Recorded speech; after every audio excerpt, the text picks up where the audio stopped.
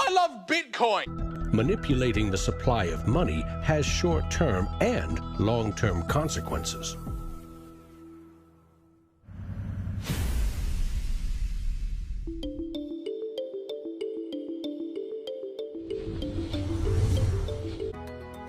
In 1913, bankers and politicians decided that it was in the country's best interest, and theirs, to have a permanent central bank. They created the Federal Reserve. Among its jobs, expand or contract the supply of a single national currency, the Federal Reserve note. The dollar was tied to gold, and strategic control of it would avoid booms that lead to busts. At least that was the plan. Then came 1929.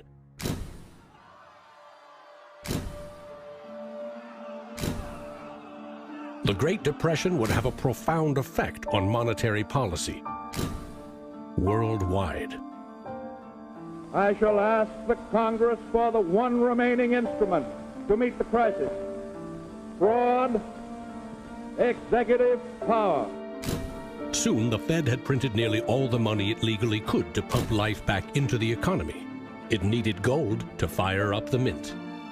So in 1933, President Roosevelt issued a controversial executive order, forcing all U.S. citizens to sell their gold to the Federal Reserve at a fixed price, or go to prison.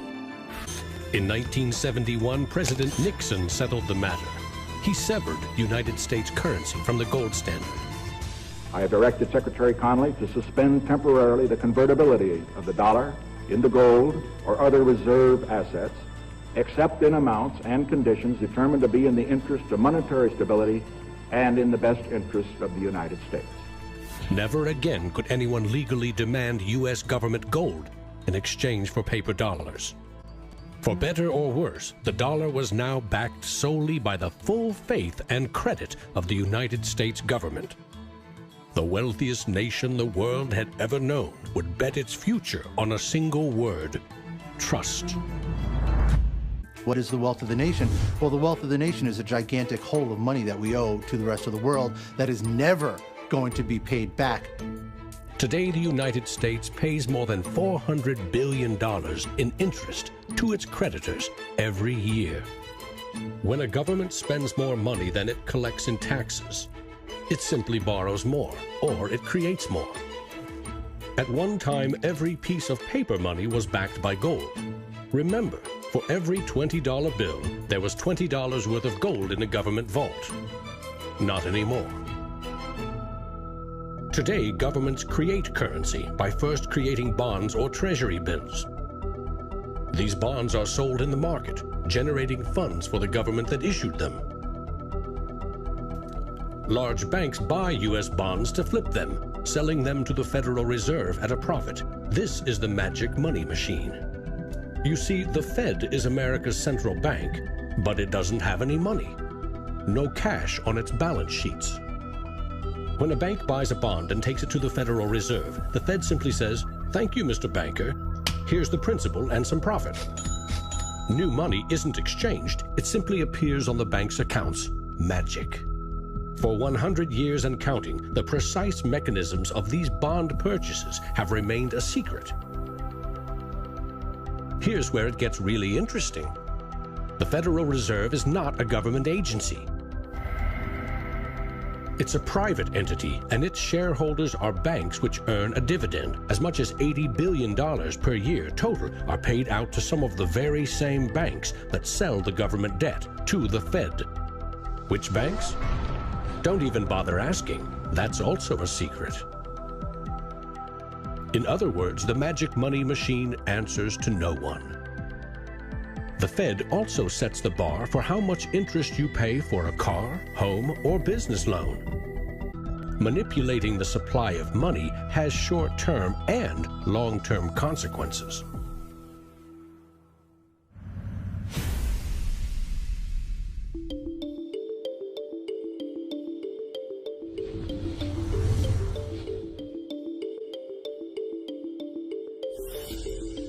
Central banks aim to create new money carefully, strategically, and very, very slowly. Releasing more money into the economy causes prices to rise, ideally by 2% every year. That's supposed to foster economic growth. But 2% inflation means the buying power of one cash dollar in your pocket today will be 98 cents next year, and less nearly every year to come. Since 1913, when the Federal Reserve took over the United States dollar, we've seen that the United States dollar has decreased in value 98%. Inflation is a far higher tax because on your income you pay it just once. If inflation is 2%, you're paying a 2% tax on your net worth every single year, your net worth held in currency. So, what does that mean? If you earned $1 in 1913, you could buy 16 loaves of bread. Today, $1 barely buys you one.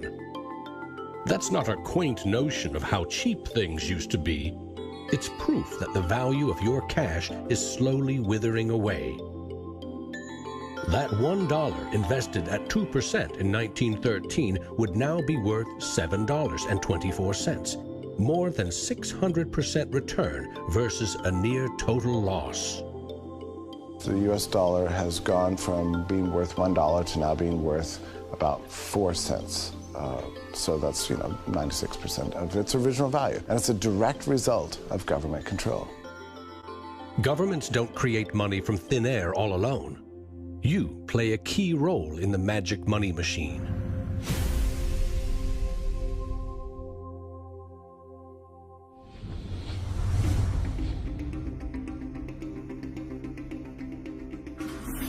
It's not really the central banks that are the problem. I mean, they're part of the problem, but the real problem is that we've given the power to create money to the same banks that caused the financial crisis. We put our paychecks and savings into a bank account and draw from it as we need it. The banks are custodians of our money. Right? Wrong. It is now the property of the bank on their balance sheets. They can do just about anything they want with it. For example, create new money. Here's how. Your bank account shows $100, but the bank only holds $3 and loans $97 to Bob to buy something. In the bank's computers, you still have $100 in your account, but Bob now has $97 of new virtual money in his account. Just digits on a computer screen. There's no cash, no gold, or anything else backing up the new numbers in Bob's account. Just his promise to pay it back. This is new money created as debt. When those $97 are spent, say in a shop, the shop owner deposits into another bank, and it is lent out again and again and again. And each of these people have numbers in their accounts showing that they own this money. So your original $100 has multiplied. Now there are over $3,300 in the system. This process of loaning out far more money than a bank actually has as cash on hand is called fractional reserve banking. In the UK, 97% of the money that exists is just numbers in the computer system, and those numbers are created by the banks. Banks earn untold billions in interest every year by creating and lending virtual money. What's more, banks don't even need your deposit to create new money. If they consider someone credit-worthy for a loan, they can put new magic money into his or her account and start charging interest. So reporters talk about Bitcoin as though it's the first digital currency. But actually we use digital currency every time you make a transaction through internet banking or through your bank card. Actually, it's not even just digital currency, it's digital currency that is created by the banks, essentially out of nothing. In other words, all new money is debt. This is the part of money creation that isn't taught in economics class. Money in paychecks, bank accounts, 401ks, that loan to Bob, credit card debt, your home loan, all began life as virtual money created by the banks. The entire system is based on trust. Trust in the bank's solvency. Trust in the debtor's ability to repay their debt. If all bank customers demanded just 3% of their deposits right now in cash, this run on the banks would reveal the truth. Almost none of that paper currency you think is in your bank account exists. It never did. History teaches that the most revolutionary and disruptive innovation nearly always comes from the fringe, not from corporate cubicles. True innovators see the world differently. They see the big picture, creating new products and entire systems that lead to new industries. Steve Jobs called them the square cogs in round holes. It's unsurprising that new innovations always come from a niche group of early adopters, because it is inherently very hard for many people to realize the benefits of new technologies. In 2011, most Bitcoin community people were either people from the technology space, the geeks and hackers, or people from the traditional financial industry. There are even some bankers and hedge fund traders using Bitcoinica at that time as well, which was really surprising to me. A radical new idea is often met with skepticism, ridicule, even hostility from those who stand to lose the most from its success. Case in point, the automobile. In the late 19th century, Carl Benz and others built the first cars, contraptions that could threaten the stagecoach and railroad industries. These self-propelled vehicles, or road trains, would certainly scare horses, injure people, and damage roads. Cars, the railroad barons said, were just too dangerous. And to protect us, they used their power to pass a law in 1865. It required every automobile in England to observe a 4-mile-per-hour speed limit and to be operated by a crew of 3, a driver, an engineer, and a flagman. This heroic flagman walked in front of the car to warn fellow citizens of the coming danger. The railroad tycoons, the lawmakers, the self-appointed gatekeepers used regulation to stifle innovation. But they didn't invent the flagman. He's been around for a long time. For centuries, very few could read. Books were copied by hand. The people in control, political and religious leaders, wanted to keep it that way, and they greeted Johann Gutenberg's printing press with licensing laws, publishing bans, taxes. In some parts of the world, printing was a crime punishable by death. After all, they were just protecting us from dangerous ideas. Before the printing press, there were an estimated 30,000 books in all of Europe. 50 years later, there were 10 million. As Gutenberg's invention flourished, the Dark Ages withered. Progress couldn't be stopped. But the flagman never stops trying. His masters set him loose on each of these innovations because they threatened someone's profits, someone's control. But remember, this is a story about money. What if a technological innovation allowed anyone in the world to be their own bank? To create a currency free from taxes and banking fees?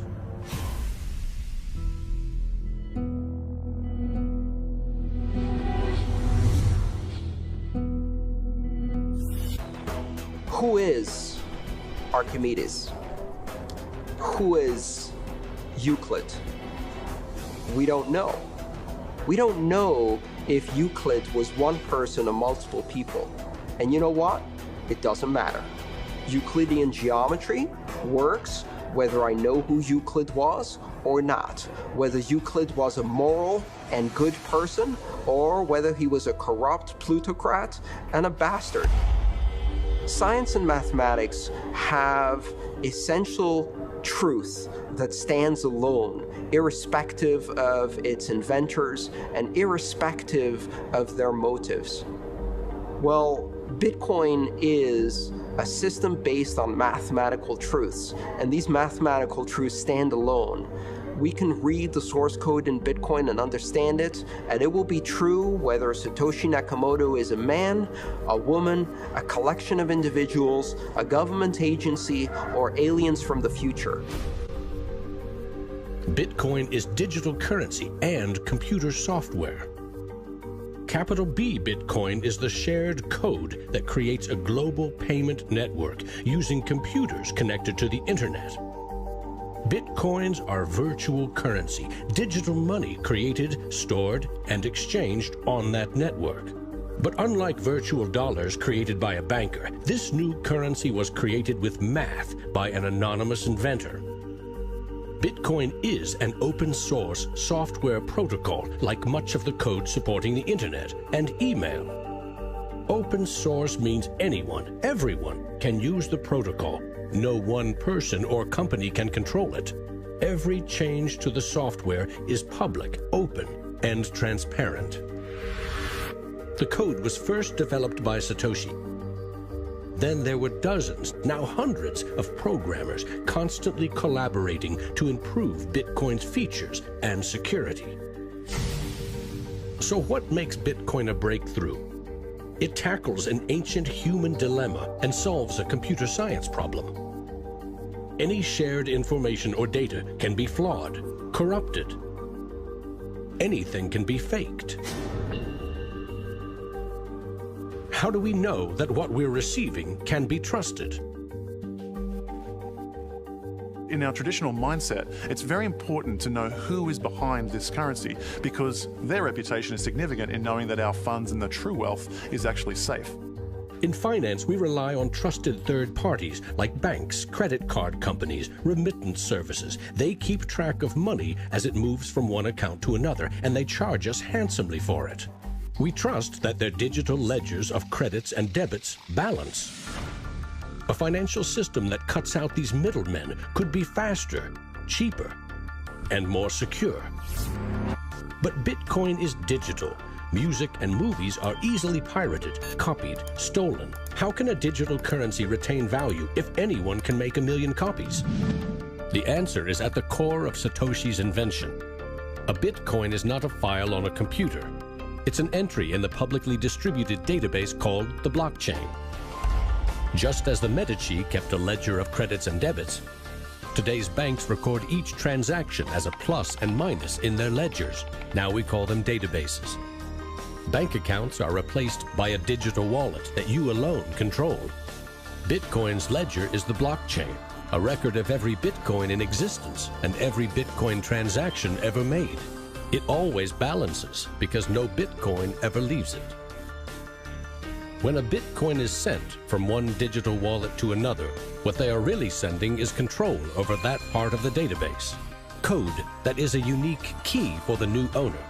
As the network processes transactions, it constantly synchronizes the one ledger across the global network.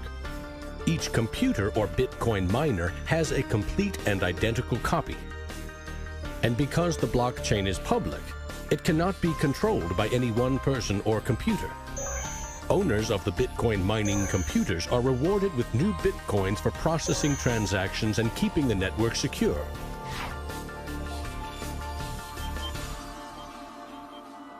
In other words, the Bitcoin network replaces banks and bankers. Today, the combined computing power of this global network is greater than the 500 biggest supercomputers combined, times 10,000. And because every transaction is verified and recorded by the network, a Bitcoin cannot be forged. Digital currency cannot be debased with cheap metals or printed by the billion at will. Too much currency can unleash a monster, skyrocketing prices, trillion-dollar bills that can't buy a loaf of bread. There's a big movement in the U.S. demanding that the Fed be audited so we can find out what they're doing. Nobody really knows how many dollars are in existence, for example. Ben Bernanke created several trillions of dollars over the last several years, but nobody really knows where they landed. At any time, for any reason, the central banks can print as much money as they want. They call it fancy things like quantitative easing. And when they do that, it makes the dollars or euros or yen that you and I have worth less. So if the world starts using Bitcoin as their currency, it can't be controlled by central bankers or politicians. Remember, central banks create money to boost the economy and try to pull it back out before inflation heats up. But no one knows how much magic money global banks are creating to boost their profits with questionable loans. Bitcoin is completely the opposite. It's totally transparent. You know exactly how many exist. The computer code behind Bitcoin has a built-in brake pedal, cutting the creation of Bitcoins in half every 4 years. This ensures a transparent, controlled scarcity and ultimately limits the total number of Bitcoins to 21 million. No lobbyist, no politician, no banker can create more or change the mathematical rules dictating their creation. Advancing accountability. And that's one of the things I think is most exciting about Bitcoin and the technology behind it, is not so much that it will supplant the dollar or that it will supplant government itself, but that all of a sudden there's a competitor to government, and that government itself now needs to look over its shoulder more than it did. This new digital currency can be purchased online with a credit card or in person with cash. And it has the 5 key characteristics of money. In the US, 2/3 of in-person sales are done with debit or credit cards. That plastic is a 60-year-old technology, created by a middleman, never designed for the internet. Each transaction requires personal data, like your name and address. Credit card databases are regularly hacked, with fraudulent purchases charged to your account. Criminals buy and sell stolen credit cards by the thousands in dark corners of the internet. In some parts of London, 1/3 of all online credit card transactions are fraudulent. A Bitcoin purchase is done for pennies, but there are no protections. If you lose your passwords or are fooled into paying the wrong person, you can never get your money back. It is like digital cash. For a seller, this means no chargeback risks. For an e-commerce company like Expedia or Overstock, cutting credit card fees can double their profit margin. You could not miss the point more effectively than by thinking of Bitcoin as a currency and payment network that will make shopping easier for the first world. Bitcoin is about everything else, everywhere else. There are 2.5 billion people without a bank account. With Bitcoin, a mobile phone with an internet connection is now a bank with access to the global marketplace. What happens when Bitcoin services and infrastructure and Bitcoin wallets and payment processors start going into these countries? These people will be able to gain benefits from trade where they could not previously. These people will be able to send money home, international remittance, which is one of the major pain points of the current financial system. Yeah, if I send $100, with banks it's going to cost me 20%, Western Union is going to cost 10%, other options that are competing with Western Union is still going to be about 5%, and if you are sending to really remote areas, it's going to be anywhere between 15 and 30%. So in terms of money remittances, it's going to be a game changer using Bitcoin. You do not need a bank account. You just need an internet connection and a wallet to get set up. It's a tool to give people an access into the global ecosystem and give them a promise for an economic future, and specifically provide a way for them to not be dependent on a government that could shut down their bank accounts or even could go into their bank accounts and take out finances.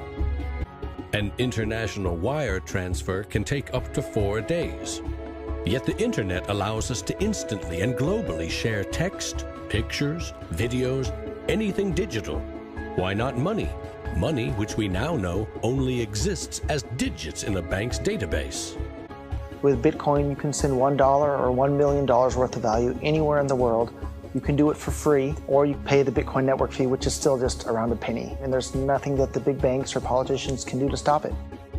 A cryptocurrency that can only be created and transferred with computer networks may be the next step of the digital revolution. A lot of people want to criticize Bitcoin for being used for illegal things or illicit things, but if you look at it, the most popular currency in the entire world for doing bad things is the US dollar. If you think of Bitcoin as a platform instead of a currency, then you really begin to see the potential it has. The ledger, which cannot be forged, it cannot be changed, and is universally accepted, is genius. There will be Bitcoin technology forever, and it'll have applications for years to come. Creating a secure global payment system may just be the beginning. Patents, contracts, land titles, proof of ownership can be baked into Bitcoin, securely held in the public ledger. I read up more about Bitcoin, I played with the source code, I built some things that I realized this is actually a very, very powerful protocol. It's not just a currency, but it's actually programmable money. The digital age has fundamentally changed the world. We have embraced digitized music, film, medical records, communications, the internet. The free exchange of information and currency can fuel revolutions, help in a disaster. But our money is shackled to the 20th century, manipulated by governments and banks. The champions of Bitcoin ask us to imagine payments without a middleman, investments without a broker, loans without a bank, insurance without an underwriter, charity without a trustee, escrow without an agent, betting without a bookie, record-keeping without an accountant, global, secure, nearly instant, and free. Is it fantasy or the future of money and commerce?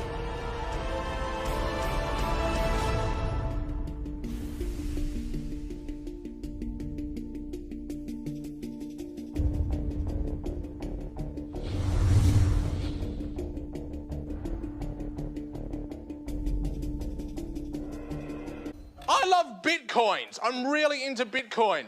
If you don't know what a Bitcoin is, right, usually the way people describe it is digital cash. It's money for the internet. People are like, oh, I love my bank. I'm like, really? You ask a banker, you know what's 2 + 2? He's like, well, I can tell you, but there's a fee. Now, Bitcoin is a new technology. I like to say it's banking light. All of the convenience, none of the evil.